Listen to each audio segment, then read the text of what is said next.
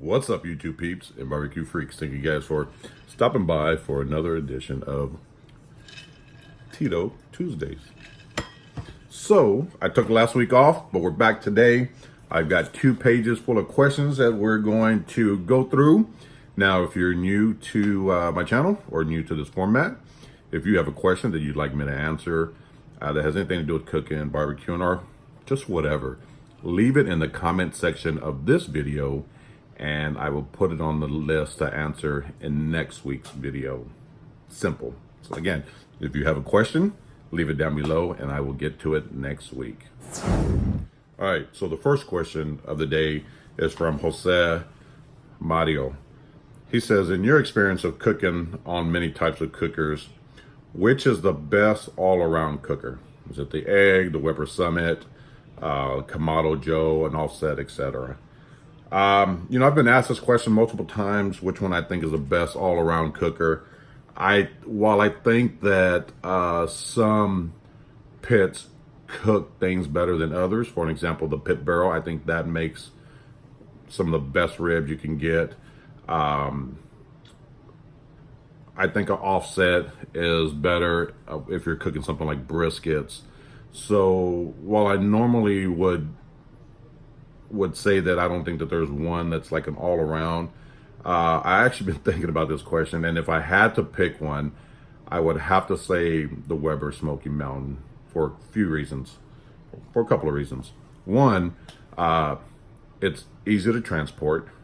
If you've ever owned one, unlike a Big Green Egg or any of the like the Kamado Joes, any of the Kamado style cookers that are extremely heavy, a Weber Smoky Mountain is easy. You take it apart and it's so easy to pick up, extremely light.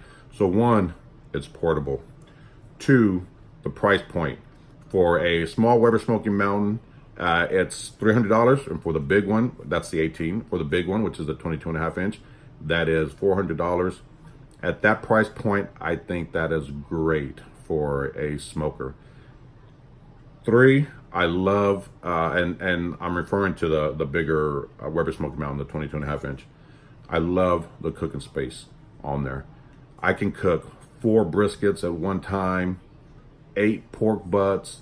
Since it has 2 levels of grates, 2 cooking grates, 2 levels, you could cook quite a bit of meat on there. So for something that allows you to cook quite a bit of meat, that's affordable, that's easily transportable, you just can't beat it. It's one of those that you can set it and forget it. If you set your vents right. I've had mine, the longest I've had mine run on one basket full of charcoal was about 16 hours. And actually it was still going. I had to actually put it out after that long. So you can set the vents. It's not something you have to tend to like an offset, every 45 minutes to an hour. You still get great smoke flavor. It is just, in my opinion, I think, and if someone were to ask me what would be my recommendation for a pit for them, that like their first pit that they're just starting out with, I would always recommend the Weber Smoky Mountain. I love my Traeger, I love my pit barrel, and I love my Weber kettle. And if the Weber kettle was able to cook as much, I would probably go with that one. But the Weber Smoky Mountain is just an all-around great smoker. Again, you get great smoke flavor, and it's really hard to over smoke that meat compared to like an offset. It's just, in my opinion, I would probably consider that one the best all-around cooker if you were looking for just one. So, all right, second question is from Robin Hoodlum. Howdy, Robin. What's the main difference between comp and brick and mortar barbecue? And how do people elevate to a truck or brick and mortar from backyard passion? So let me start with that second half of that. If you're someone who is, has a passion for barbecuing and you're wanting to take it to the next level, which is something that I'm really wanting to do, I wouldn't go straight into a brick and mortar. I think when when you do that, you have a lot more responsibility. It's just a lot tougher to keep up with. I would suggest either going to like a food truck or a food trailer if you're moving from backyard up. And then from there, depending on how successful you are, from there go to brick and mortar. So I wouldn't make the jump from just backyard to straight brick and mortar. Some people have, but that's not something that I would recommend personally. Again, start with like pop-ups, then go to a food trailer or food truck, and then work your way up from there. I think a lot of people, you know, when you're cooking at home, and a lot of people are really passionate about it, but most of us are doing that on the weekends, right? And when it becomes a 24/7 job, some people learn quickly that, okay, while we might love barbecuing, maybe we're not quite ready for this or quite as passionate and ready for all that comes with starting up a brick and mortar. So start off small, move up to a pop-up, from there maybe to a food trailer, food truck, and then work your way up from there. Once you find out that this is really something that you're passionate about and you want to make a living out of it. Now, the difference between comp barbecue and brick and mortar barbecue is comp barbecue is one bite barbecue. What that means is a judge only gets one bite. So you've got to pack as much flavor into that meat as possible. Let's take brisket for an example. You've got to inject it. You've got to rub it with multiple rubs. You've got to sauce it. I mean, there's just so many things that you have to do because a judge only gets one bite, and one judge can taste 18 different briskets. So if they're, you know, if you're the 18th brisket on that table, you've had 17 briskets before you. That judge's taste buds are shot. So you've got to do something to really make it stand out. And same thing goes with your other meats, your pork, your ribs, your chicken. The exact same thing applies to those meats. Brick and mortar, well, let me come back to comp real quick. And competition meat is very rich. It's not something, because you are packing so much stuff into it, you know, brines, injections, rubs, sauces. It's too rich to eat regularly or on the regular all the time. Brick and mortar, you just can't really do that. You can't treat, because you're cooking on a much bigger scale. At a comp, you're cooking 1 to 2 briskets, depending on where you're cooking, you know, maybe a few more, but you're not cooking. A lot of the top barbecue joints here are cooking 85 to 125 briskets a day. There's no way you can sit there, trim them all up, inject them all up, use as many, multiple different rubs for all of them. It's just not feasible. It just doesn't work. So that's the difference. I mean, you're cooking for the masses with the brick and mortar, or even with like a food trailer, food truck. You're cooking for the masses, and those people just want good barbecue, So you don't have to. It's not one bite barbecue for them. They're not just taking one bite and moving on to the next meat. They're sitting there to eat it, to enjoy it.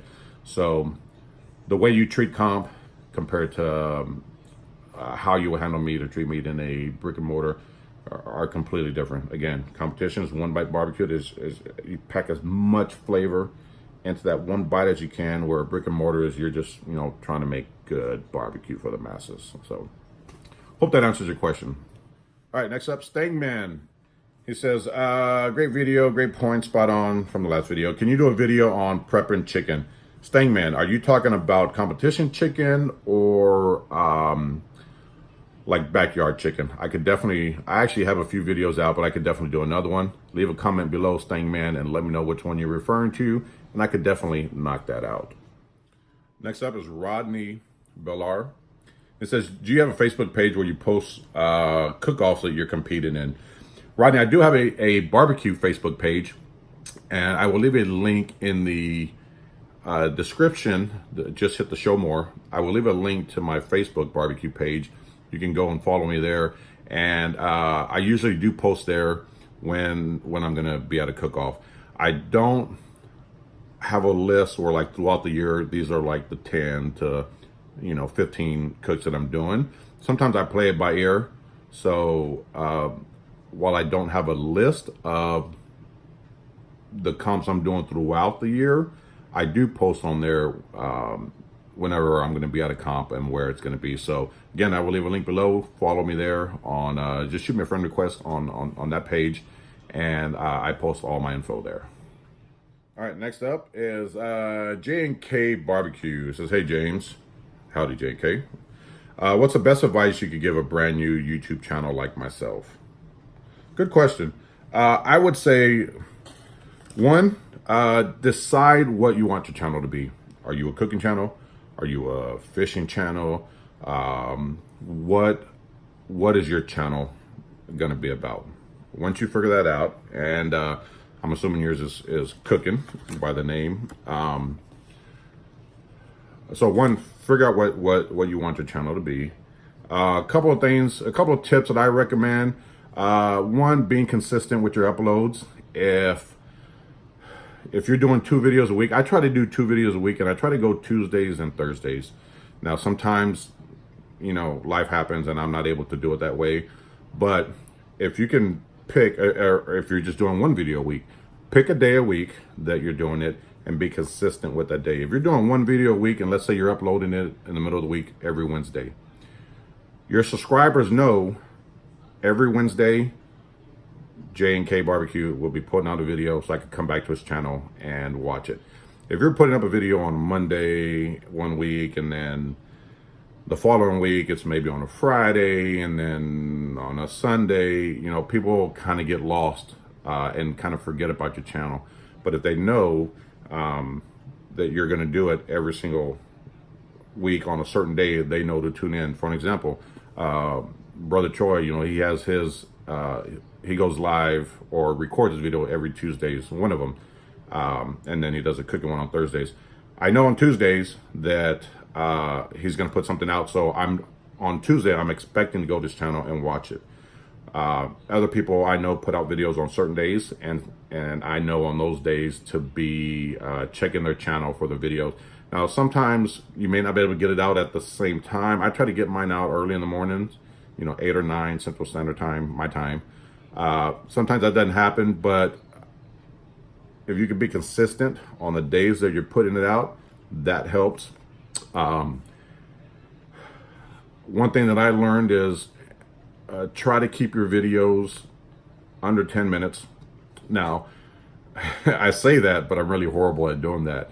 But that's because so many of you have mentioned to me that you want me to get really go into detail and show you step by step what I'm doing and not leave anything out. I know that's how I learn better. So, while I say try to keep it under 10, mine are usually a lot longer than that.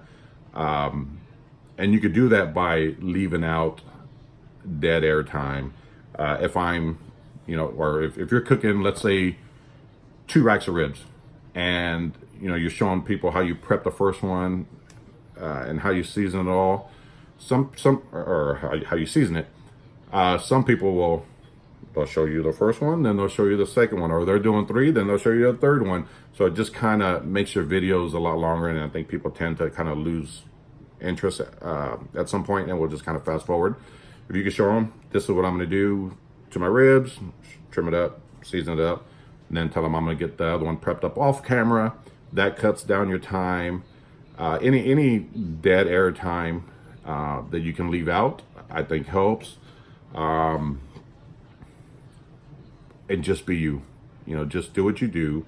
And I think most people, well, I'll talk about this a little bit later in the video, because there's another question that's I'll be answering that is kind of falls in line with this. But one, figure out what your channel is going to be about, and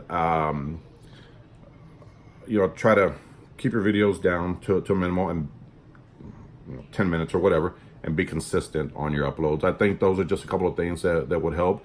There are probably a few other things that you could do. Another quick one really quickly is those people that you follow, comment on their videos. When you're commenting on someone else's video, someone that may be subscribed to them that isn't subscribed to you will see your comment and think, oh, let me go check out J&K Barbecue, or let me go check out, you know, Aim 'em and Claim 'em, or whatever the channel is. That's a good way to get exposure on your channel. Not only that, but you're also showing support to the people that you follow. So I try to, you know, make sure that I could comment as much as possible on all the channels that I follow. Sorry, I had a call come in.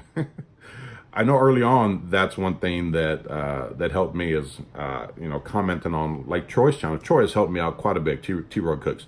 He helped me out so much in the beginning.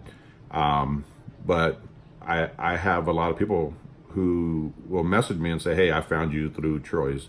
And that's because, you know, I'm leaving comments on his videos and they're finding me that way. So that's another thing that you could do to help grow your channel. So hope that answers your question. Cleanse the throat.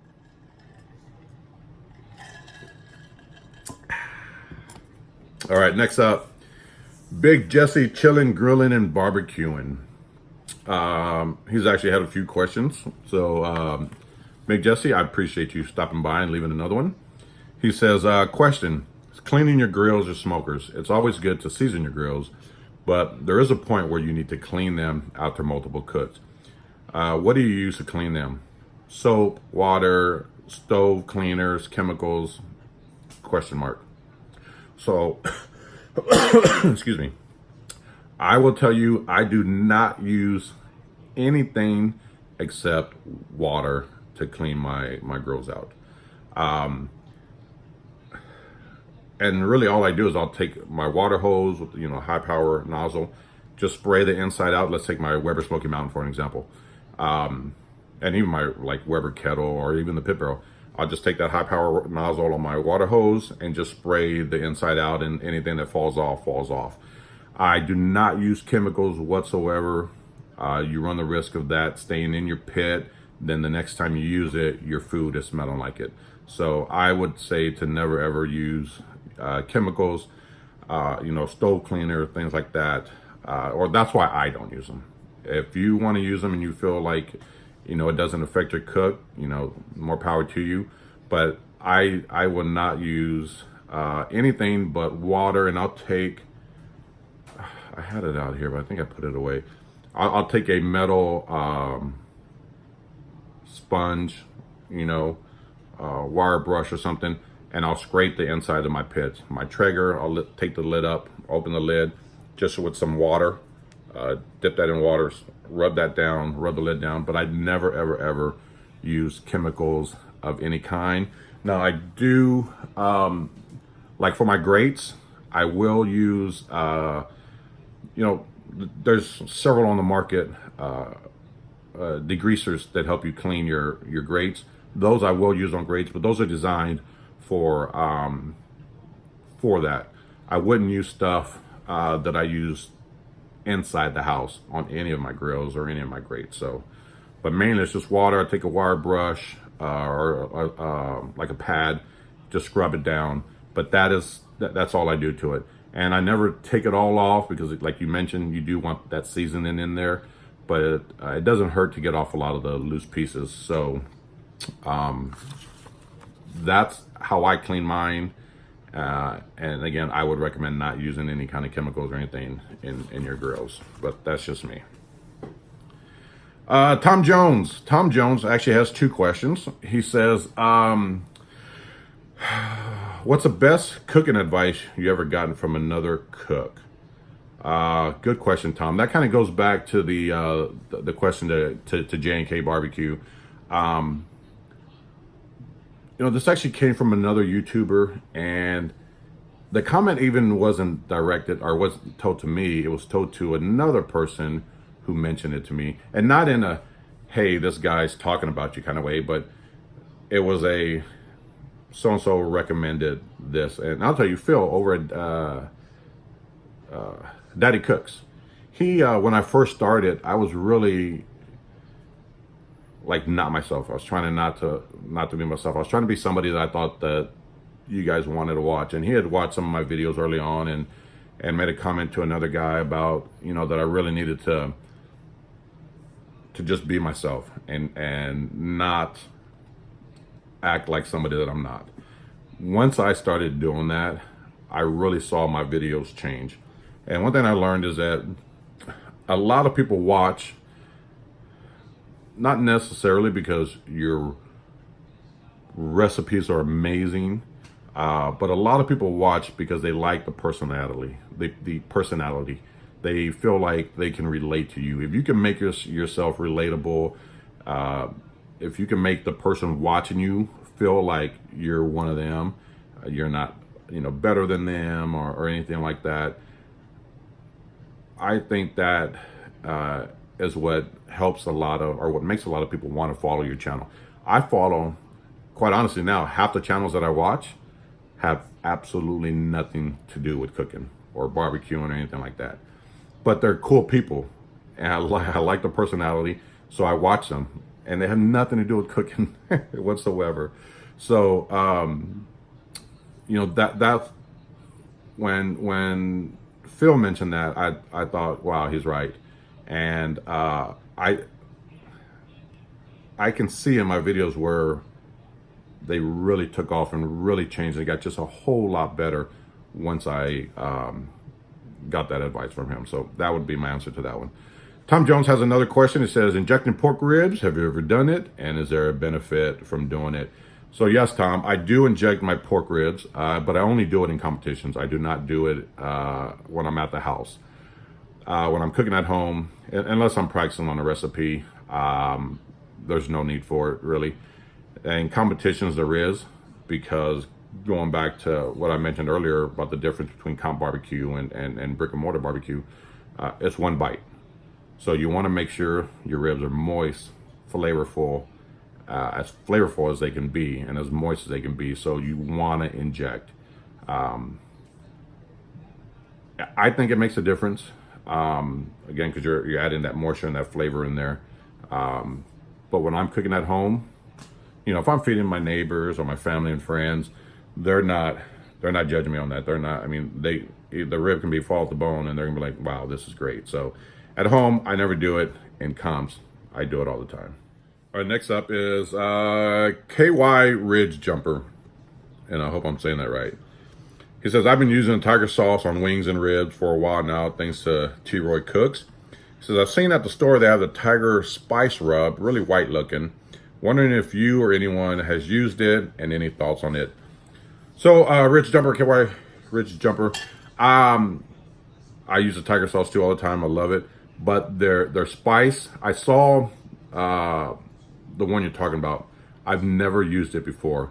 So I have no idea what it tastes like. I did look into it some, and what I've been able to find is that it's good for, you know, steaks as a finishing dust.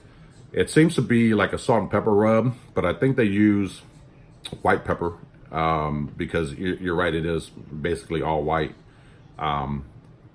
Again, I've never used it before, so I'm just guessing when I say it's like a salt and pepper rub. I'm getting that just from watching, just from the reviews I saw on it. I've never used it personally. If any of you guys have ever used the tiger sauce rub, it's a white rub, and you're able to help answer this question, please leave a comment below and let us know what you think. But again, I've never used it myself, so I have no idea what it tastes like. So sorry, but that's the best I could do. All right, next up, Porker Q. He says, I've seen videos of turkey legs where they use the Prague powder curing salt that gives that turkey leg that ham flavor. Was wondering, do you think it would give chicken legs the same look and taste? He actually has two questions, but that's the first one. So I've never used the Prague or any curing salt on any of my meats. So I don't know what it would do to chicken. I know that curing salt kind of enhances flavor. That's why it makes the turkey legs taste a little more porky. And the salt also acts as a cure for the meat. I've used regular salt to cure chicken, I think it works well in like drying out the skin to help it be more bite through. But I've never used the Prague powdered curing salt on chicken. Again, if any of you guys have used that, leave a comment below letting us know what you thought of it. So I don't know what that actually does to chicken, but you know, pork Q, that would be a really good experiment. So I tell you what, I will get my hands on some. I would do a video with some chicken and just seeing what it does to the chicken. I've never done it before, so you know, I don't know how it would affect the chicken, but I'm definitely down for experimenting with it. So that's a great idea. So thank you for the idea. And the second question from Porker Q is oak wood and post oak the same? So yes and no. It basically is the same. It's just slightly different. It comes from the same family, the same species. It's got the same density, and I'm comparing it to like white oak. Post oak, it's a little more bendable, if you will, but it's just slightly different. I think if you took post oak and took a regular oak, like a white oak, and cooked with them side by side, I don't think you'll really be able to tell too much of a difference unless your palate is just extremely sensitive. I use several different oaks, and every time I do, I don't tell a huge difference between the two. So, you know, they again, they do come from the same family or the same species. They are very, very similar. They're just slightly different. So hope that helps. All right, next up is Dennis Murray. He says, when cooking chicken, what temp do you remove it? Do you wait until it hits the target temp, or do you remove it a little bit early and let it come up to the finishing temp while resting? So with chicken, Dennis, I cook it to the temp. And most of what I'm cooking is like a whole halves. So I'm cooking the white meat and the dark meat at the same time. I try to make sure my dark meat gets up to, at minimal, 170, 175. The breast meat, I like for that to get to a minimal of 160. The breast meat a lot of times is just kind of along for the ride. So if my dark meat is done, then my breast meat is pretty much done as well. But I don't pull it off, you know, 5 or 10 degrees under my desired temp, rest it, hoping that it gets up to my desired temp. I'll pull it off, you know, at 170, 175. I'll let it rest, and I know it's still gonna go up a little bit, but with chicken, you're safe in doing that. I would recommend pulling it at your desired temp and letting it go up a few more degrees while it's resting, than pulling it under your desired temp and hoping it gets up to the desired temp that you're looking for. But I always cook mine to the exact temp and then pull it from there and just let it, you know, sit and rest. And I mean, it'll go up 3 to 5 degrees, maybe more. That's not gonna hurt it at all. All right, last two questions. This one is from Pedro Gonzalez. He says, hey James, I'm just a backyard barbecue guy. But anyways, what do judges do with all that meat that I've heard they only take one bite? And do they throw it away or do they keep it? Just wondering. So Pedro, a judge can keep the meat if they want. Sometimes some will even bring a little cooler with them into the judging area so they can pack up what they didn't finish and take home.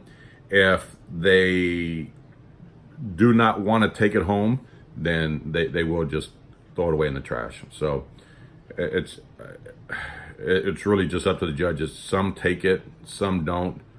Again, if they want to take it, they can take it. And anything that doesn't get taken usually goes in the trash. So that's the answer to that. All right, last question is from Laz Abalos. He says, since I'm new to the channel, you may have answered it before. Sorry if it's a repeated question. But what's a good food probe that has a receiver that you could take inside the house and still monitor your foods? Laz, I just uploaded a video Thursday or Friday of last week, actually displaying this one right here from Luxar, this thermometer. This one runs off of batteries. If you haven't watched my last video, I did a review of this that I think you would really find interesting. Now, let me show you this one here. This is another one that I use from Inkbird right here. Now this one has 4 probes, where this one only has 2, right? This, however, this does not have a separate monitor that you could take with you. So it relies on an app that you have to use with this, which is kind of cool. You know, you connect it through Bluetooth, but I'm really digging this one. I could set this outside. You know, it's got magnets. You can actually clamp it onto your pit, or to some piece of metal close to your pit. You don't want it to burn. And then you could take this one inside with you. And I believe the range is 150 feet for this one. I used it again this past weekend. I've used it a few times now, and it just came in. It was so handy being able to sit there, pull up the monitor here and read my temps. There were multiple times where I had to adjust my pit temp. I was able to do that really quickly with this. For the price point in this, people have been getting it, and it kind of depends on the shipping and where you're at, but $19. People are paying 20 bucks for this one, and it's really, really good.